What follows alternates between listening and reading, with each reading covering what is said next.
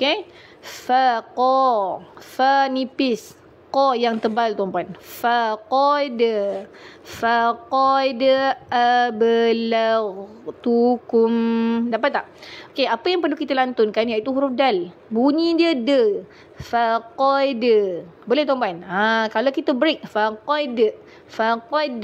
Itu beza qalqalah kubra. Yang ni sekarang qalqalah surah, berada di tengah-tengah. Okey? Waalaikumsalam warahmatullahi wabarakatuh. Faqad ablagtukum. Tuan-puan, dia dah merahkan yang mana? Yang ni jangan lantun. Huruf ghain jangan lantun tuan-puan. Ada dua tempat sahaja yang perlu kita lantunkan, iaitu sifatnya qalqalah. Huruf dal dan huruf ba yang tandanya sukun. Dia saja je merahkan kat sini. Jadi kita jangan lantun. Ablag. Lag. Ni salah tuan-puan. Okay, kalau tuan-puan lantunkan juga, jadi kena berhati-hati. Okay, huruf ghain tidak ada lantunan.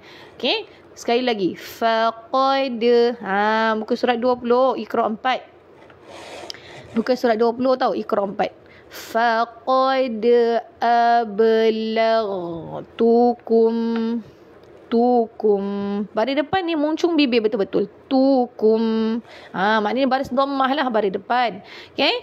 Faqad ablagtukum.